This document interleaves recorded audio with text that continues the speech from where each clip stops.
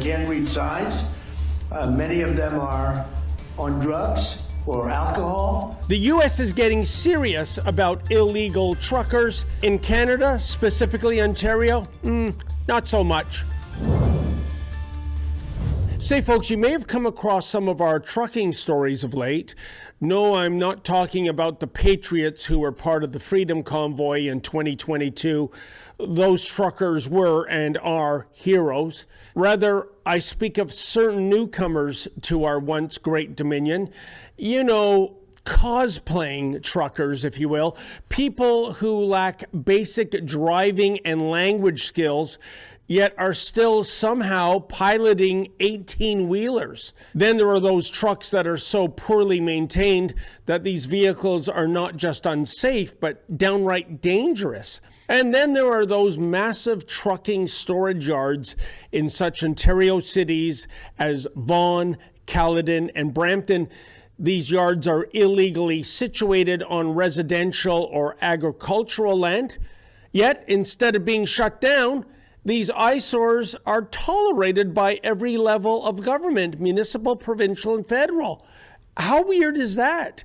Here, check out an excerpt of our report last month when we paid a visit to Caledon. What is going on, and why aren't the authorities cracking down on this? The authorities really, their hands are tied because the laws have not been changed, and they know that, and they took the loophole and ran with it. So, you know, they're finally cracking down on the driving schools. Okay. And they've got something in place for the end of July that if they don't come up to par with everything and show their lesson plans and so forth, they're out. They're immediately cut off.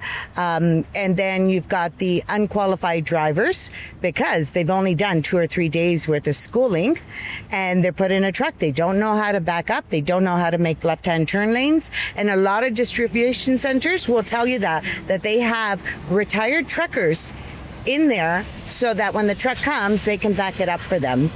And indeed, Amanda, one of the reasons for the formation of your group a couple of years ago, there was this 23-year-old lady who was killed by a trucker. He went through a red light, a light that had been red for 10 seconds. I believe he was sentenced earlier this year. 55 days in the slammer and $1,000 fine. I mean, that's outrageous. It is outrageous, and just think what the poor woman's family has to go through, right? Like they've had to deal with the loss of their daughter.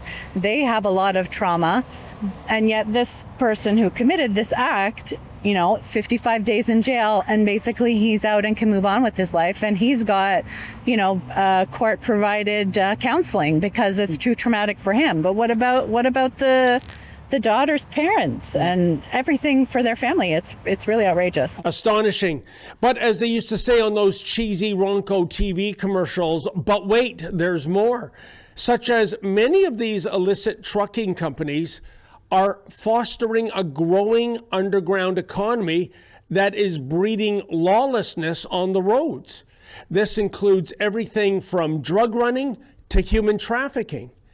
Then there's the prolific immigration fraud involving temporary foreign workers. Hey folks, I know you love it when Rebel News brings you the other side of the story, but here's the thing, we need your help. You see, unlike the mainstream media, we do not receive a single nickel via the Mark Carney Journalism Slush Fund. So can you do me a favor? Can you go to rebelfieldreports.com?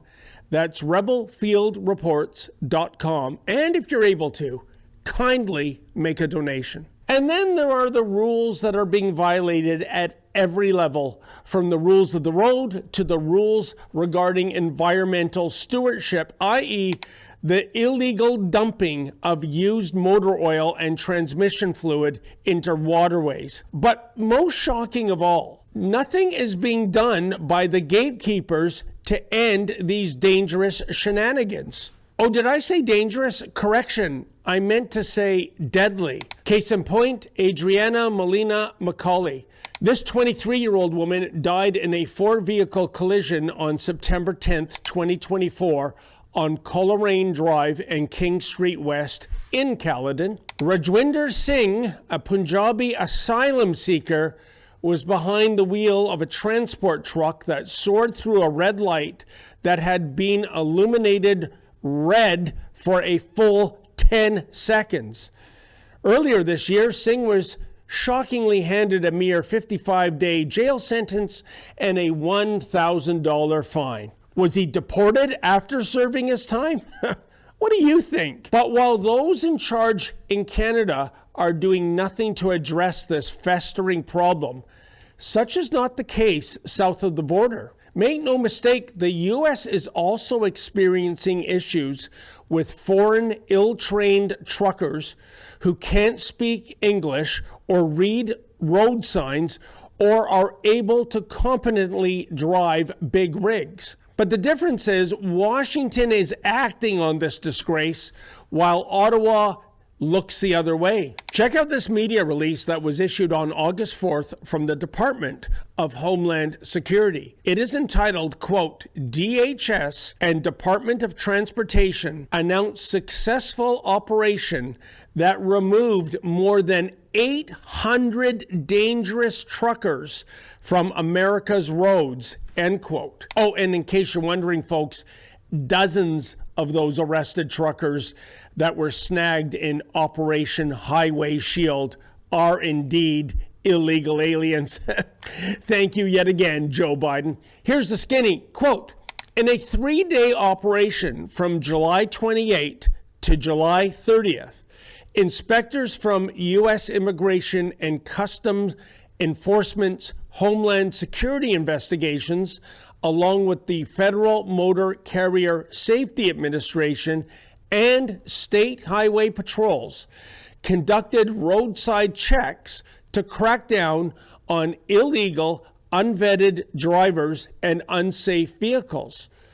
Over the course of those 3 days, law enforcement officers detained 51 illegal immigrants, including 21 drivers with non-domiciled commercial driver licenses issued by California and New York, placed 766 unsafe drivers and vehicles out of service, arrested 86 operators for dangerous behavior, including road rage and domestic violence, issued 36 violations for failing English language proficiency tests, recovered nearly $1 million in stolen cargo, end quote. My administration will soon take historic action to get illegal alien truck drivers who are just killing a lot of people. They can't read signs. Many of them are on drugs or alcohol, and they shouldn't be driving these things, and they came in totally illegally, and we don't want them. Nice. But again, while the Trump administration is getting serious about cracking down on this problem, the Mark Carney Liberals and in Ontario, the Doug Ford Progressive Conservatives have no intention of launching a Canadian version of Operation Highway Shield. Why would that be? Did we learn absolutely nothing from the Humboldt Broncos tragedy? My take? Maybe when it comes to the political elite enforcing the rules of the road, well, that would be, culturally insensitive. Maybe Premier Ford and Prime Minister Carney realized that the sort of people getting into this industry big time, i.e. predominantly Indians, well, they represent a powerful and growing voting bloc, and that offending this voting bloc would surely be very unwise for a politician hoping to get elected or re-elected. By all means, try and convince me that I'm wrong on this issue. We know we have a deadly problem on our hands with certain migrant truckers. We know who they are, and we know where to find them. But nothing is being done. Nothing. And in the meantime, innocent people are dying. This is the end result of what happens when irresponsible politicians embrace a policy of safety last. This is what happens when those very same politicians put party before country.